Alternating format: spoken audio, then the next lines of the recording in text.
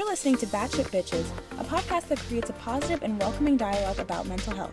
We push our boundaries of comfortability by revealing mental health struggles hidden deep within ourselves while also having a few laughs along the way. So sit back, relax, and enjoy a conversation with Btches.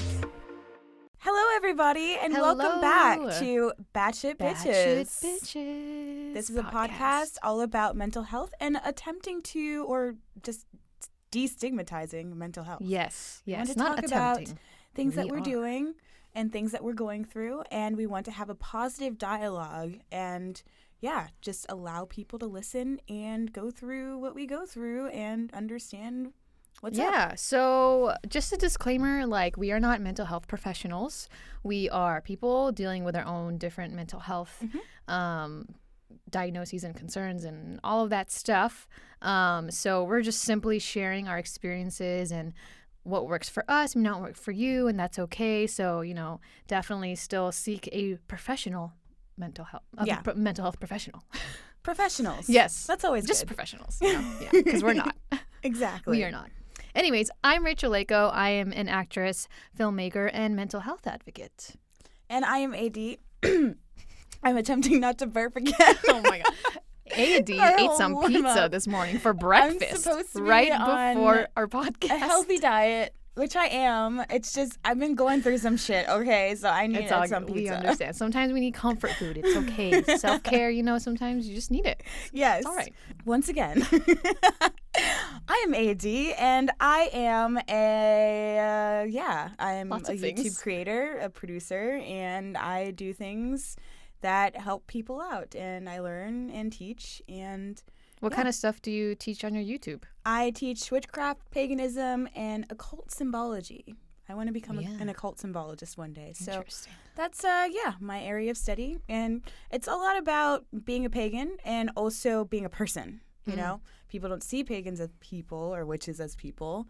They just see them as scary. So I try to destigmatize ease that and destigmatize that. I am a normal human being.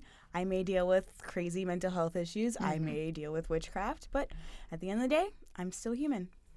There you go. She's a normal person, guys. I'm not normal. Scary. We're all, quote unquote normal. Quote, unquote. Really, what is normal? I don't know. So I think we're all a little bit crazy, anyways. Legit, we're all a little batshit. We're all in our own batshit. Different ways. And I just say, stay batshit, motherfuckers, because who wants to be normal? No. Right. Anyway, okay. So today, we're talking about therapy. Therapy is for white people. Therapy is for white people. I'm sorry. Say it again. Say it again. That was great. I want to make that into a little clip. Therapy is for white people. I'm just thinking about my family members your and grandma. I have family members that uncles. have those, southern urban accents. Yep. And they always talk about white people and how they different from and us. That's how they and talk. What the fuck? What you doing? All this stuff. So yes, I'm sorry. It must sound terrible in everyone else's But you're ears. mimicking your family. So but I'm mimicking my right. family, so I'm not embarrassed. But yeah, we're going to delve into more about us and our cultures. I'm Asian American, specifically Filipino American, and I'm African American, and I have, that sort of cultural background. And how communities of color are more, I guess, we have certain roadblocks when it comes to mental health and seeking mental health services and treatment and all of that. So I guess we can start off with, how does your culture specifically feed into the stigma that therapy is for white people? Well, it's I grew up in a family that believed that therapy wasn't necessary. It was either, it didn't exist, or it was looked down upon and only for people that were crazy. And extremes, right? Extremes. Where it's if you were diagnosed with schizophrenia or bipolar, the very extreme. You were just possessed by the devil. You were just crazy or something. Yeah. I mean, like, cultural and spiritual beliefs, like, really coincided a lot. And it was a lot about, like, oh, if there's something wrong with you, you just pray. You just, like, hang out with your family, like, try to figure it out, like, talk to Jesus and all that stuff. And, I mean, a lot of it was, like, going to church and, like, trying to figure things out that way. And it was a lot of just, like, being taught these things and, like, not really having the proper understanding of what mental health or mental disorders really were. And in a way, it was kind of like, it's kind of a game of telephone, like spirituality in general and like that sort of thing. It's like one person will say something and it'll go down the line and tell more people until it gets so convoluted that nobody just like knows down, the truth. But through generations. Yeah. And then it's kind of just like, oh, well, now we can't ask questions or anything because that's how it's always been. Right. And like also as kids growing up, like we don't question that as well. Like whatever our parents like taught us, it's just like, that's it. Right. Until we learn something else. Right. Until we learn that that's not working. The truth. At all. Give me the truth. Right. See, I was always asking questions, but I would never get any real answers. And I was kind of told to stop asking questions. But that's you not were asking the type questions of, about your mental health. Yeah, about mental health, about like spirituality and like, you know, why we believe certain things, even if like they don't seem to be true at all. And I was basically like, you know, not figuratively slapped in the face and just told like, don't ask those questions. What's wrong with you? Like, don't try to understand it. Just believe it. Yeah. And that's not the type of person I am. I want to understand things as much as possible so that I can, you know, just see things for what they really are. Right. You know? Yeah. Yeah. Like for me specifically, for the Asian American community, it's so, oh my gosh, I have like so many points like that I want to say because say them all. I mean, like there's so much. There's a lot to unpack here. Okay, here's the thing. Asian Americans are 3 times less likely to seek mental health services and treatment than other Americans. Why would you say that? Oh no, that's a why fact. Why do you say that? No, like, that's a fact. Why is that? That is a fact. Why That do is you a think that's statistic. fact? That is a statistic. Like, look it up. It's online everywhere. Lots of studies have researchers and studies have been done. And I question that. I'm like, wait, why is that? Why is it like Asian Americans are 3 times less likely to seek mental health services? And I was looking at like, you know, just exploring from my own experiences with my family and my other like Asian American friends, and we just have these. And I think it is also these ideologies and these core beliefs come across in like all communities of color, not just Asian Americans. But I think, you know, and I'm sure you can relate to this, is like in Asia, family is everything. Family is number one important. You have like family obligations. Like it's all about like whatever happens, whatever you do, like family is number one.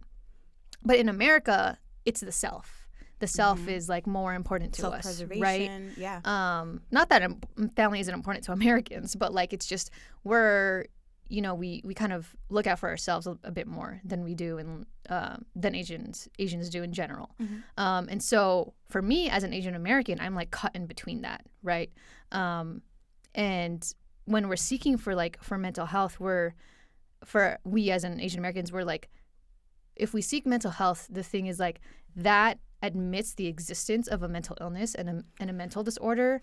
And so therefore that brings shame into the whole family, into the entire family, not just me, not just one person, not just the person who's dealing with the mental illness. It's like, oh, no. Like if, you know, and I can say that for sure, like I experienced that when I was like diagnosed with bipolar disorder, and, you know, I'm the one who's dealing with that, right? But then my family was like, no, you're not. That's like, don't even talk about that. Like, no one in this family is has this disease. Like, you're fine. Like, you're, you know, just pray about it. And like, and that was another thing too. Is like you brought up faith and all of that, and like, and it was, yeah, it's like such a hurtful thing because it's like, yes, I know, like. Totally. Like, I can pray. I will do that. But at the same time, I also need you have to actively work on it. Yeah, I need more yourself. Treatment as well. Yeah. You know, it's not just that. Like, I can't just pray. Like, and I was like, I struggled with that with my faith too, because I was like, you know, I think it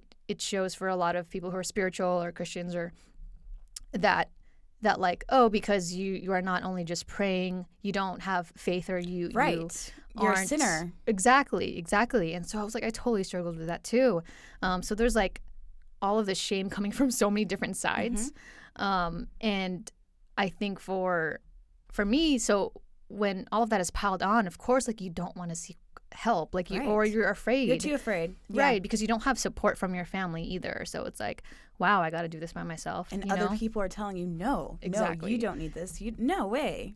Another thing is that we, communities of color, buy into this ideology or this belief that mental illness is not medical illness, where like we don't treat it as a medical diagnosis. Like, you know, like, oh, you don't need to go to the doctor for that.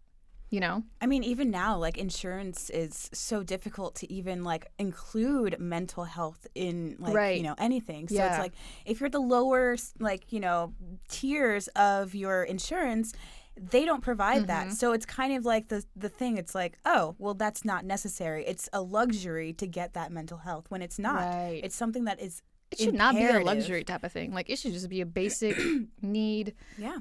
It's like any type of health. Right. Mental hygiene, mental health is important. Yes, that is. Mental health is public health. It is health. You shower every day. You need to cleanse your, you know, brain every day. It's the same thing. Right. So I feel like, yeah, with that, we have people of color in general have more of a lack of resources, a lack of awareness, a lack of access. Yeah. So a lot of it boils down to like a lot of socioeconomic. Yeah, and like with regards to, it's wild to think because mental health has all these resources. Have a lot to do with like our race and our economy and our class. And like, yeah, it's just so complicated. It's so complicated. Whereas I feel like there's this, when I was reading this article and it was basically saying like therapy was designed for white people. And because of the fact that like, you know, they have more of the resources to access that rather than, you know, than we do. Yeah, it's about like the less availability for these other communities, you know? It's, you know, not having that access, only having access when you're, you know, middle class, upper middle class, or rich, and having that idea, like I said before, of, you know, it being a luxury, you know, that sort of thing. But it's like, it needs to be a part of everyday life, and it needs to be for everyone, and it needs to be seen as something for everyone. Right. Not just for a specific type of person. Yeah, and there's also that like lack of therapists of color too. That's a big thing. Right, it's the comfortability. Like you want to be comfortable with someone not necessarily just like you, but someone that can understand the things that you're going through as well. Because like you know, to be real, a white therapist is not going to really understand specifically what an Asian American or a Latinx or Black person goes through day to day. Exactly. Yeah. Like, of course, there are the mental health things that you can address, but then there's the cultural aspects of that, the cultural backgrounds and the certain pressures and stuff, you know, that they might not understand. And so, yeah, I think that's like for me too, when I have been looking for like a female person of color to a therapist, it's been hard because there's such few of them. Right. Yeah. It's one of those things where in my opinion, I think it needs to start from the beginning in schools, like elementary schools and things like that, people being more aware of their mental health, and then having access to children or anyone interested in learning about psychology, and then having that, you know, conversation, that dialogue, so that then they can say, oh, I think I want to become a therapist. I have that ability to help people going through the same things that I've gone through in my lifetime or in whatever I've done. And therefore, I will become that therapist of color to help those other people of color with these issues. Yeah. You know, it needs to start from the beginning in schools. Yeah, more like better education on mental health. Better education on mental health. Hey guys, we need more therapists of color. Let's do this. Get more therapists of color. Please. That'd be great. Yeah. And if you guys know some, I mean, like, let us know. Yeah, we'd definitely be interested in speaking to them about how they feel things can change completely. So, like, I'm curious why, for you, I want to know more about like the African American community. Like, why do you think they believe these type of things? You kind of touched upon it, but also why POC don't go to therapy as much. Well, for me, I think it's possibly because there's like a fear of being less than or being weak.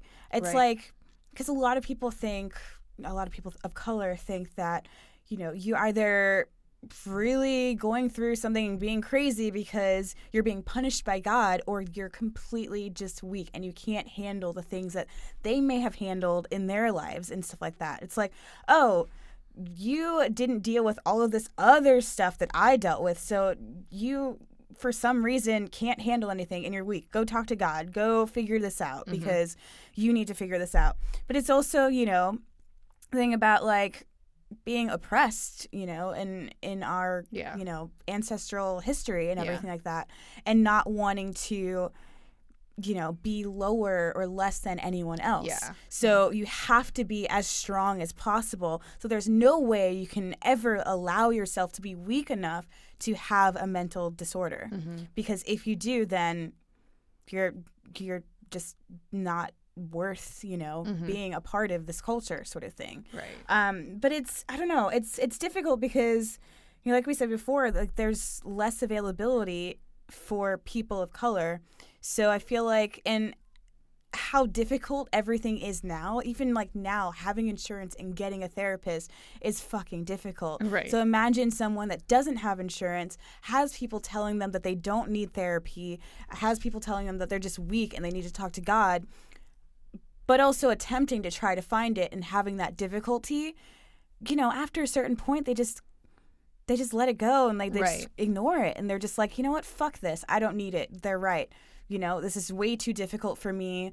For some reason, I can't find therapy in the way that I need it. Whatever, I'll deal with it on my own. It can definitely be so it's overwhelming. Discouraging. Yeah, overwhelming and discouraging for like just to like those first steps to look for a therapist or to get help. It's because there are so many different types of roadblocks, and you know, not having resources and not knowing like where to begin. Exactly. And then when you do start and you realize, oh, this is kind of expensive, and you don't have if maybe you don't have insurance or you don't have enough, and like, you know, there's all of these roadblocks where it then becomes exhausting. Oh yeah. And then it's and just you're like, well, then, gosh, let me just not, you know, like what's the point? Right. And it's like, you know, that shame, that fear, and and like you were talking about, you know, being a sign of weakness, which I think is common across like most cultures, most you have POC to be better cultures. than everyone else. You have this burden, within you, like you just have this burden of, having to live up to a certain standard, you know. And there's like a lot of pressures that come in communities of color, specifically, like, you know, I can speak to Asian Americans in general, like actually, I wanted to share that there was a study by the University of Maryland, actually. Nice. The University of Maryland School of Public Health, and they like studied a lot of Asian American Pacific Islander young adults and to see what were common stressors for them, which were like, you know, to see like what specifically in that culture were like things that were triggering, or, you know, stressors for mental disorders and whatnot. And a lot of them, I think, also can is also interrelated with like other communities of color too. So like discussing mental health is taboo, you know. So because of that, we dismiss and we deny our symptoms. Yeah, we don't talk about it because we're like, oh, okay, yeah, no, this is not a thing. Like, we should just shush, just be quiet, you know? Man. And then there's this pressure of living up to what we call, for Asian Americans, the model minority myth. I am wearing my model minority t-shirt just for this episode. What that was. What does that mean? So the model minority myth, if you do not know, is basically a stereotype that inaccurately portrays Asian Americans as successfully integrating into American society and integrating into mainstream culture, and this stereotype that we can easily overcome a lot of challenges of racial bias and all of that, which, you know, that's not true. No way. yes, there are a lot of really successful Asian Americans, and we have persevered, and we a lot of us are doctors, and all of that, which is a lot of where these stereotypes come from, that like we are kind of like less bullied or whatever, or less a target for any racial bias and all of that stuff. But like so that's where the term model minority comes from. Interesting. And there's this pressure to living up to that, because basically what the model minority is kind of trying to perpetuate as Asian Americans is that like we are perfect, like and so there's this pressure of having to be this like perfect model minority. That's so much pressure. Because like, oh yeah, we just always get like Asian. Because we get like good grades all the time, and like there's that pressure to be like to get all A's in academics, and right, exactly. So there's that, and then there's also like I said before, family obligations, because families is such a integral part of like the Asian culture in general.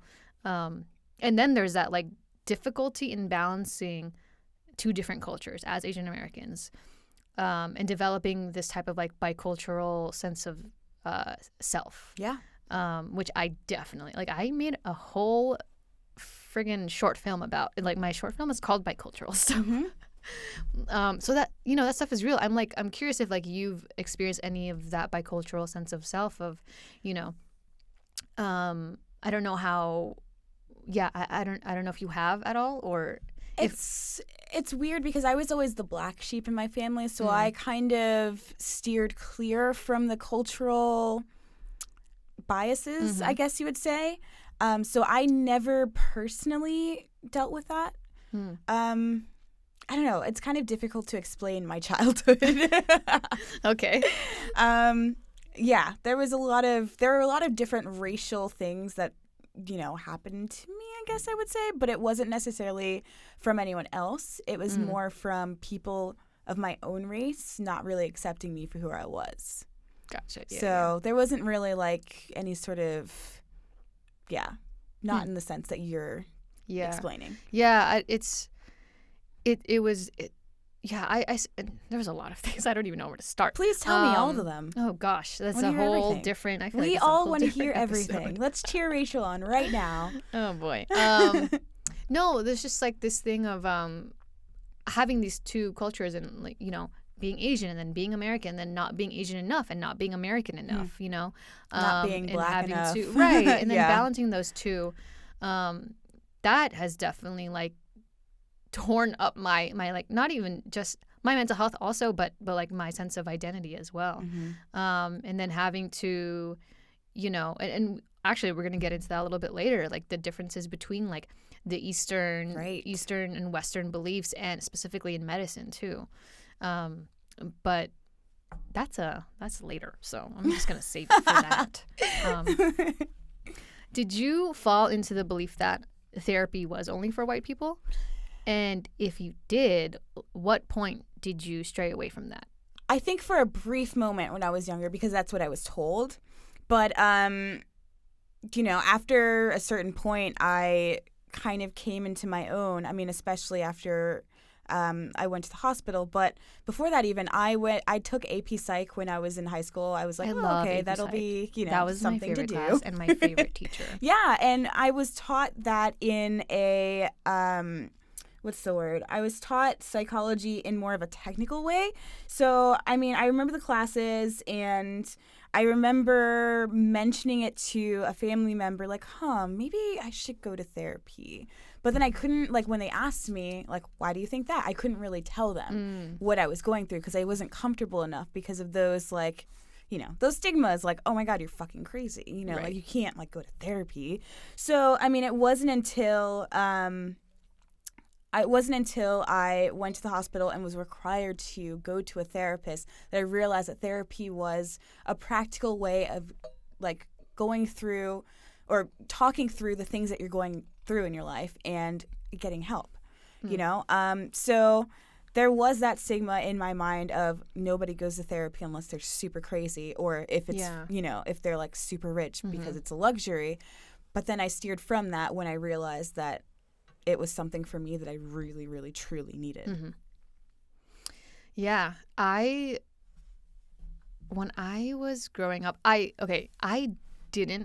literally had no idea, no kind of like, I didn't know what therapy was. I didn't know that existed.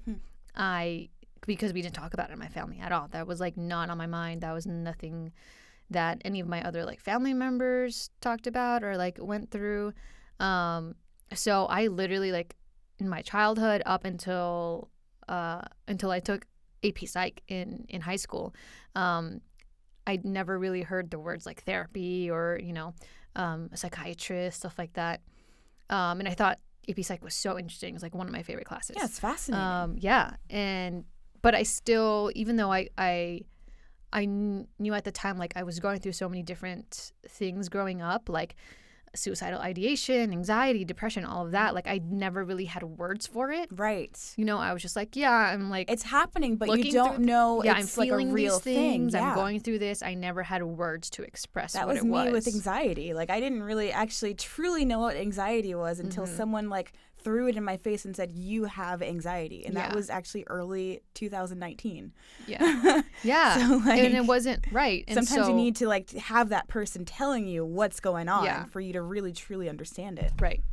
And yeah, so growing up, I didn't even think that therapy was an option for me or therapy was a thing at all until my early 20s. And my depression got so bad and I was just like, wow, like I'm not feeling good at all. Like I'm having very dark thoughts. And I'm like, and to a point where, I was very suicidal and I was like, oh, this is probably like not People good, don't generally think these things, do they? And like, like I'll see, films and TV shows like kind of talking about those things, but never really thought like, oh, that's me, until I literally had to get to a point where I had no other option than to like go to the doctor and be like, I don't know what this is. What's going on? Yeah, like you tell me because I have no clue. And then that was when like the terms like, oh, anxiety and depression and you need to go to therapy, like go see a psychiatrist, all of that stuff. And I was like, what? Yeah, like wait. And then I like had to Google everything myself. Like I had to research on my own what all of this was and like how to do it, like how to find a therapist and it was just like it was overwhelming. And I was just like, oh wow, okay, like this has been missing from my life for such a long time because, I couldn't go to my parents about this. Like I couldn't talk to them about that. Right. And that's the thing. Like it's difficult when your family and the other people around you are telling you have no support, that nothing exists in that sense. Like what do you do? It's so scary, the thought of you being on your own, dealing with this stuff and having to figure it out on your own, even though there's apparently nothing other than talking to Jesus, to help you out. But when that doesn't work, you have to have that practical way of really healing yourself and finding a way to do that. It's not just about praying and hoping that things work out. It's about which you can do, but doing. Also add in like all that other stuff. Go get some professional help. Yeah. God brought professionals into this world for a reason. Remember that. Remember that. There are Christian doctors, I'm sure. So yeah, totally. But yeah, definitely. Like I think there is like for us needing to get to a specific point, and hopefully like there are also like good people and friends around you to support you if your parents can't, and if not, then there are communities out there and there are people out there who can help. Yeah, let's dive into I like can't wait for this segment, but like we're not going to do it yet because I forgot we have another point. Eastern medicine versus Western medicine. Let's dive into that. What are your thoughts on it? Well, Eastern medicine. Yes. Sorry, what were you going to say? No, yeah. Continue. Eastern medicine is very like mind, body, spirit. It is about everything connecting and all being one. Right. You've got your chakras, you've got the points, like the energy centers, and each of them you work through with yoga and meditation. And it's all about being one like with your spirit. Interconnected. Everything is interconnected. Western medicine, it's all pills. Right. It's all very medicate like yourself. Separated. Yeah. That shit needs to go over there, and we got this stuff. This is what we need. The doctors tell you to take these pills, and that's it. Which is really flawed, in my opinion, because it should be both or I mean, I don't really advocating pills unless you really need them to balance out something in your body. Right. Like, yes, like sometimes they are really, really important if there's some sort of imbalance. Like, you need medical help and there's that only solution, sure. But there are ways to help yourself, you know, through meditation, through that, you know, use of working with your body, like inward and outward. Not detaching yourself like the Westerners or us, like we do. That's us. Like the Westerners do, you know? And there needs to be a balance. I'm always all about balance. There needs to be that balance. I'm a Libra. I'm all about that balance, y'all. And like, yeah, and I think that there needs to be this, I agree, because I think there's a level to having both, you know, and practicing both, because I don't think you can just treat one without the other, you know, and like being able to, and again, like every single person is different. Everyone's body is different. Everyone's brain is different. Well, so it's for like one person not going to work for another. Exactly. So it's really, it can be overwhelming trying to figure out like what can work for you. And like, you know, especially when I was just only taking like pills and medication and trying to, I tried out a bunch of different types of pills of like what will work for me. It's all like a trial, like a test, you know, trial and error. Like, okay, try these pills. Oh, they're not working. Let's try these ones, you know? But like if I'm also not working on my mind and my soul and my body, like that is also, it's not gonna really elevate myself as a whole, like me as a human being and my health, you know what I mean? Because like because when I got to a point where I was not only just taking medication and then also going to therapy and then also like really implementing what I learned in therapy and all of that into like my daily life and actually taking care of myself and having yourself, eating well, working out, that's the thing too. That can elevate your mood in my so mind, many body, ways. and soul completely. Is like that is a different type of treatment. And like, you know, you have to like kind of do this trial and error for yourself and see like what works for you. Like maybe it's meditation, maybe it's not. And then like, you know. And you know what's interesting? Most modern doctors in the Western world aren't trained on nutrition or diet. Yeah. They're mostly trained on what medication will work for you in this way. But it's really sad when it's like, your diet can completely change how your body reacts like what you're to putting certain into things. your body, what you're eating. Yeah, and they don't tell you these things. You have to get an extra person, like a nutritionist. You have to get some, like, you know, the workout guru. Is that what you're gonna say? I'm trying to find the word for someone that helps you work out. Fitness trainers. My brain is not working today. Fitness, the pizza that you ate. Fitness trainers. You know, you have to get these different people to do different things when it's like, what would be most beneficial to people is for everyone to have that specific. All of it.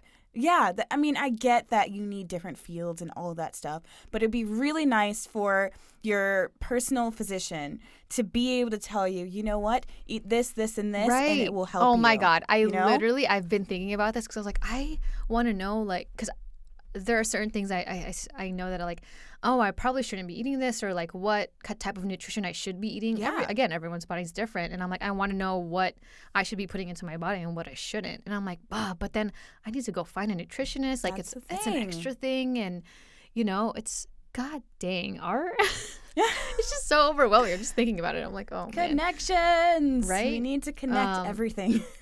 100%. But yeah, I mean, like, I totally agree with the fact that both have its benefits for sure, and also both have their cons. Yeah, I mean, there's side effects to everything. Totally. Everything in moderation, right? Right. But it would be, it would be really interesting to like somehow, I think, well, first of all, the American healthcare system sucks. So yeah, it's not good. That's a problem that needs to be solved. Yeah, let's solve that, Rachel. This is what Batsht Btches are for. On Batsht Btches. See, I can't even say Batsht Btches now. Batsht Btches are here to change the American healthcare system. Here we are. God. Oh, Lord. Oh, Lord. And on that note, let's play the game. Well, I did have one question. Yeah. I kind of wanted to dive into like our families and our personal cultures as well. In terms of like family members that may have exhibited mental health disorders, but aren't going. Oh, like, yeah. Aren't aware of it or just say they don't need it. I have that. Because I have, like, my mom, I'm pretty sure she's, like, bipolar. Mm-hmm. My brother, obviously exhibits how I talked about this before, depression, suicidal thoughts, and maybe a little bit more. My cousin was diagnosed with schizophrenia, and it got so bad that they had to find something for him, find that solution, put him into a hospital because he was exhibiting symptoms so bad. And people still kind of don't think about it in certain ways that they need to in my family, in my culture, and it's scary to think it has to get to a point where it's so bad that someone has to be thrown in, to a point where they're so paranoid that they can't do anything else. Like, my brother is literally talking about committing suicide. And when I say, please get help, he says, no, I don't need it. And it's just one of those things that it still baffles me. It's really sad. And, like, I'm worried, like, it seems like it might be a hereditary thing on my mom's side, but I don't exactly know how that can change and how I can find that way to, like, positively explain to them that this can help because they don't believe it can. Right. Right. It's so hard because, like, and I get that too, like, well, okay, yeah. The thing is, like, there needs to be a point where they start to become open-minded, and that is a whole journey, and that takes a long time, because you can't change someone, or you can't change what they think or believe, it's unless like they have to be unless they're it. Open to hearing it. Like, there has to be some sort of crazy change in their mind that shows them the way. It's sad that it kind of has to be that way, because I mean, I can speak for my family, and because my mom was 110% like against therapy, against medication, against all of that, and she would just be like, her and my grandma would just be like, pray about it. You don't need to take these pills; they're gonna make you more crazy, and and all of this stuff. And I'm really fortunate and glad that, like, there was a point where there was a shift in her perspective and in her belief about therapy and medication and all of that. And it wasn't until the church that my mom was going to at the time, the pastor actually died by suicide. And that was a huge, I think, awakening for not even just my mom, but like the whole church, and opened up an entire discussion about mental health in the church.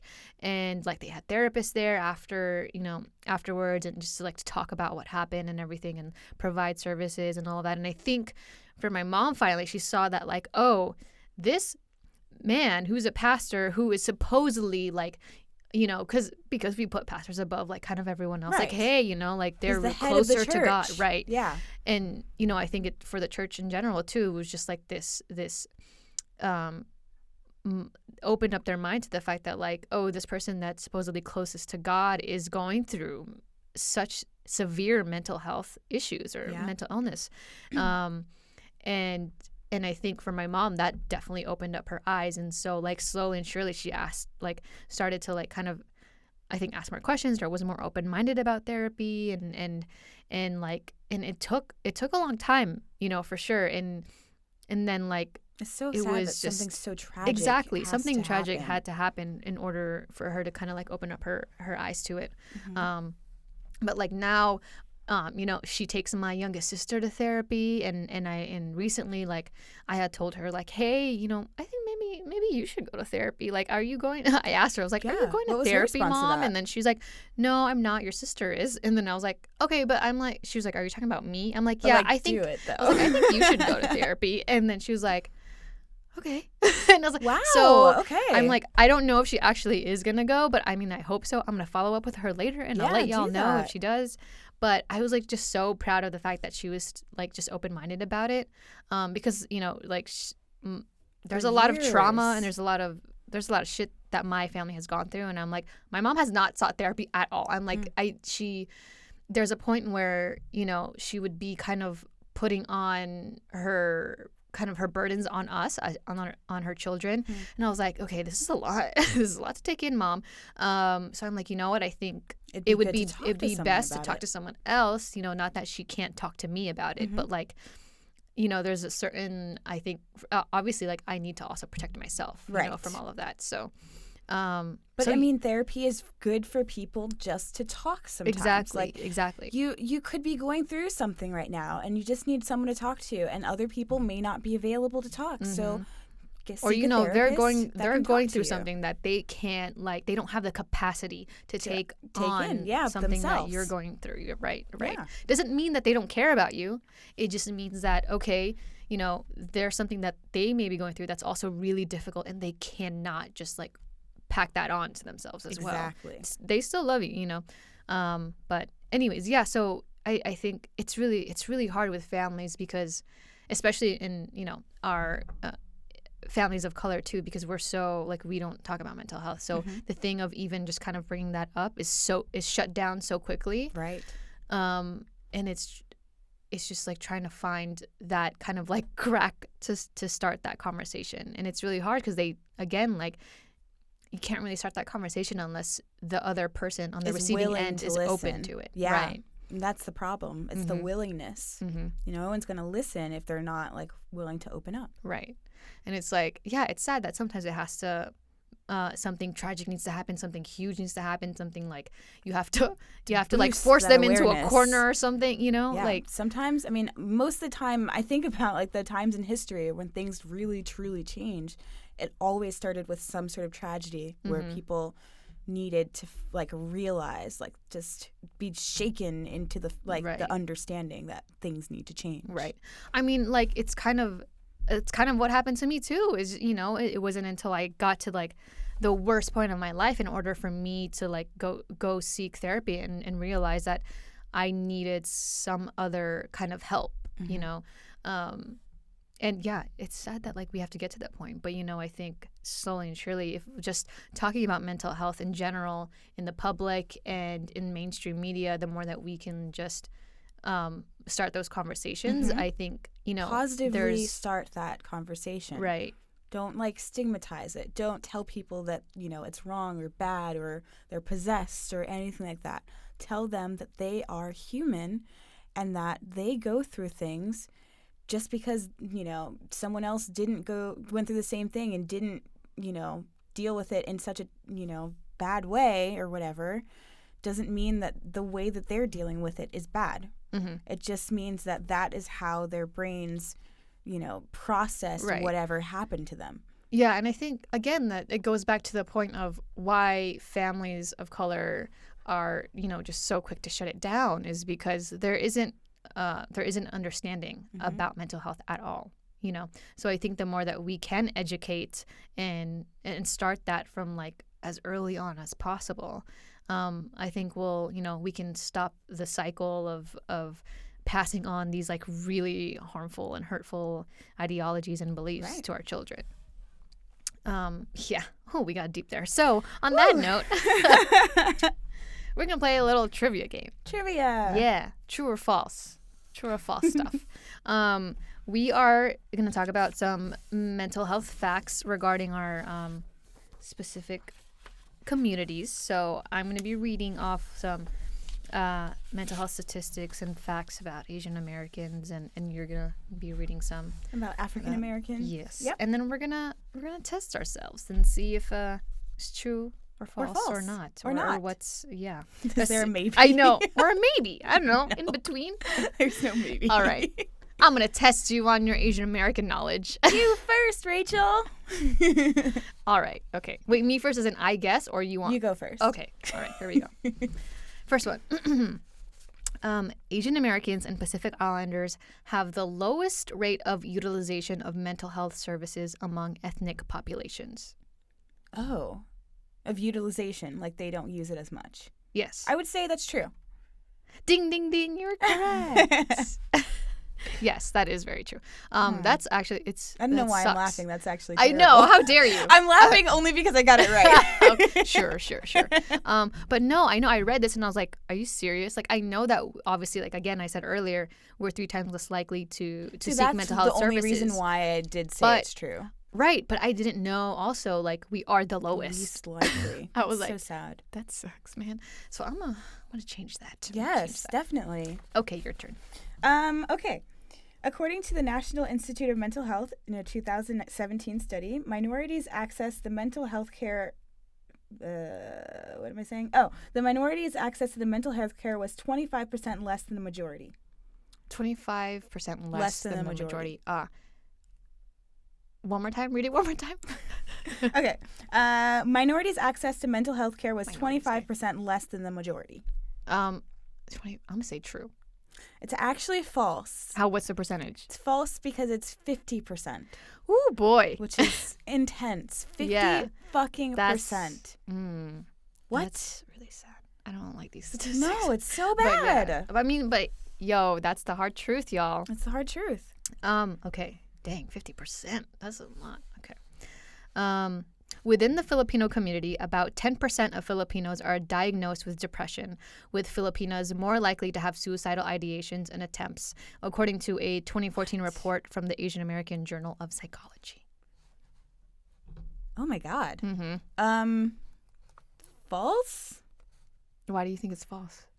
Because that's crazy. Okay, I mean, you're right, it's false, but that's not the reason why it's false. The reason why it's false is because it's actually 15%. What was the original? 10. Wow. Yeah, 15%. Oh, man. Right? That seriously needs to change because, God, I was like, what? These statistics are So you never hear any of this, you know? Like, weird, like, why don't people talk about this more? Exactly. Tell me why the media doesn't talk about this either. Like, even when we, like, when there are conversations about mental health, it's rarely, I don't know, it's just, like, rarely as specific or, I think also, I mean, there are great organizations specifically for, Asian Americans and African Americans and Latinx, like, very specific communities, but I think that there just needs to be more, I don't know, like, just more awareness. Because even on, I don't know, this is like a side rant, I'm sorry, but like on social media, I follow a lot of like mental health pages and accounts and stuff. And a lot of it is great, great like tips and advice, self-care, all of that, all that good stuff. Great. But there is still a lack of like, statistics like these, right? Yeah, representation of communities of color and mental health. So shoot, man, I'm going to change the game here. Yeah, seriously. We need to shake people to understanding and awareness. All right. According to the Health and Human Services Office of Minority Health, African Americans are 20% more likely to experience serious mental health issues than the general population because of unmet needs. Oh, yeah. I'm going to say true. It is true. Yeah. Because of 20%. Unmet needs. Like they don't have the access because there's to no mental access. health. Yeah. No therapies. Access, no resources. That's so sad. Man, people, let's do this. Wow. It needs to happen. Wow. Y'all hear this? Y'all hear this? Y'all should be like enraged, but like honestly on fire to go make some change here. Let's do this. All right, last one for me. Suicide was the second leading cause of death for Asian Americans ages 15 to 24 in 2017. Ages 15 to 24? Yes. In 2017? Yes. I don't want that to be true. So what is your answer? No. So false. You're saying it's false. It's false. It is false, but do you know why it's false? It's more? It's actually the leading cause. Yeah, because I said... The leading cause of death in Asian American children. Suicide. Or 15 to 24, yes. Yeah. I know. I was like... Jeez, man. What? Yo, this is wild to me. I literally have never heard anything like that before. Mm-hmm. Yeah. It's like, that bad. You don't hear that. Right. Yeah. Like who's reporting these? Really no one angry reports this stuff. Because I have to go look for it. I have to go find statistics and facts. God. You know? And I was like, wait, what? Yeah. All right. My last one. African American youth who are exposed to violence are at greater risk for PTSD by over 10%. Ooh. Well, okay. I want to say that's true, but then I think that's false because I think it's more percent. Maybe like 15 or 20. You said 10? Yeah. Yeah.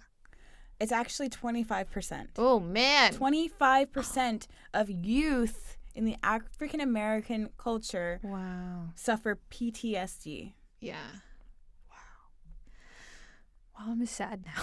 Yeah, like we need this awareness. We need children to understand. We need adults to understand that mental health is a necessity, not a luxury. Mental health is like this is a whole this is an epidemic, honestly. Like it is. What we're going through, because I feel like, man, I don't know. I feel like it's not going to get better unless we really do have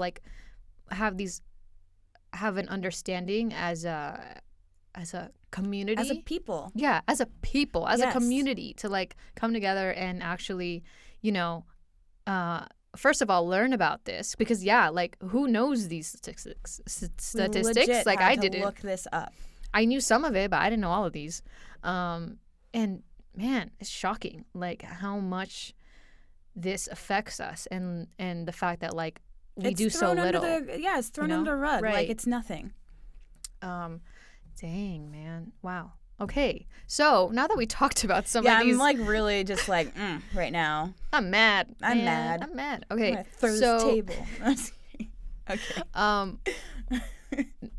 Now that we've talked about that, what do you think are some solutions to these problems, and how we can better our communities regarding mental health?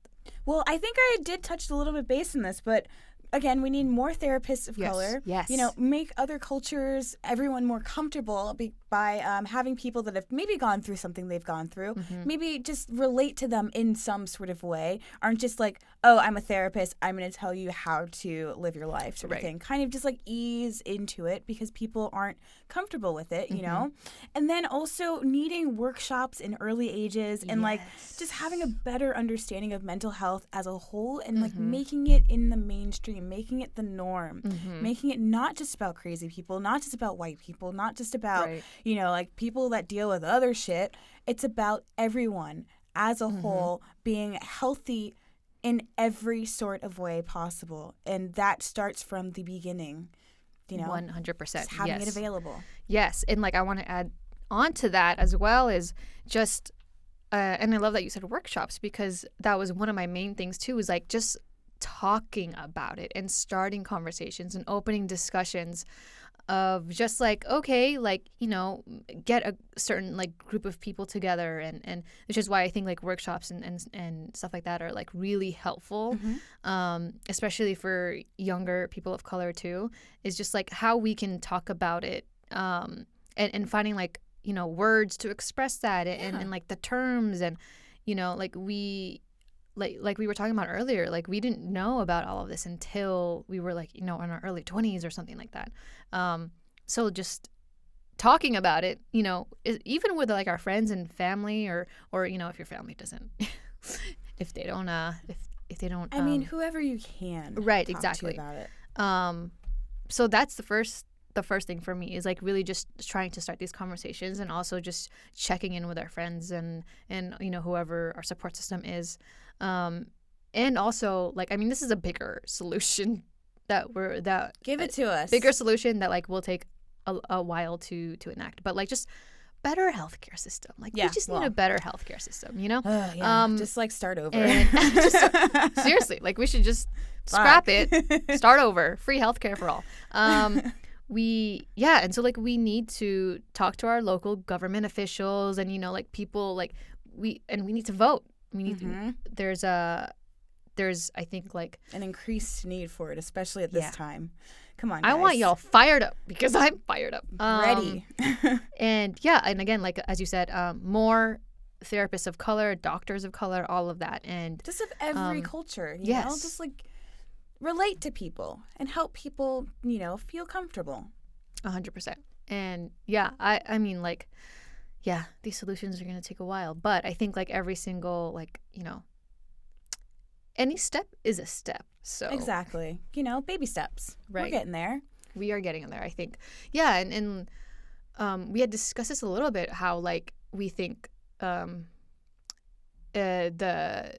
landscape and our society has changed a little bit in terms of like the narrative for mental health, and how it's become a little bit more mainstream now. Like, more people are talking about self-care and self-love and it's not just a California thing. It's like a nationwide thing. Yeah, it's not a California thing, not just LA. Like, wow, everyone's healthy and drinking their green the juice out all the time. Right.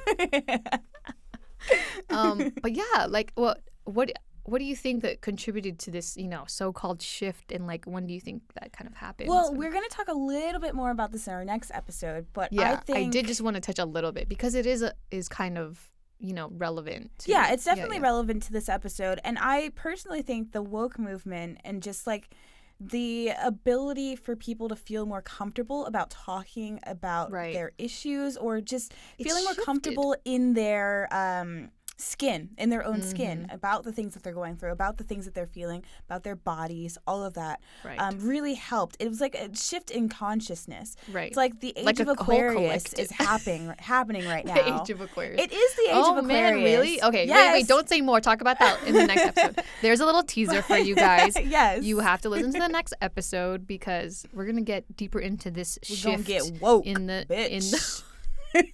In the woke culture. Okay.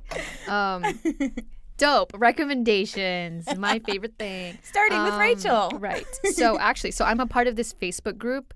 It's called Subtle Asian Mental Health. It's really cool. And it's just Asian Americans of all kinds. We are from around the world are in this Facebook group, and you can join.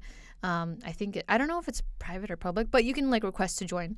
And we just talk about like mental health and our specific mental health problems and concerns that deal with our Asian American culture. And it's really cool because like you can you can relate a lot to what everyone else is talking about, and also start your own discussions. And it's nice because you for me for sure is like when I see people posting or like sharing their mental health journeys and sharing like specifically how the Asian American culture has like affected them in their mental health. Kind of like a safe space. It's really great because everyone's open to talking about it, and that like you're not alone in any of this. That. So yeah, it's a great support group. So check that out. If you're Asian American, you can join. And also I think they just started an Instagram page, so it's called at Asian Mental Health Collective. Nice. So check that out. And then I just want to shout out the GAPA Foundation, Gay Asian Pacific Alliance, because they sponsored one of my web series, Crazy, about mental health. So yeah, they're also a great resource. They do a lot for the Asian American community. So yes, GAPA and Each Mind Matters is another organization that they literally have so many, like they have a lot of different types of resources online. So if you just go to their website for literally any like subgroup type, like if you're looking if you're looking for like, Asian American or African American or queer resources regarding mental health, like you can find it. Nice.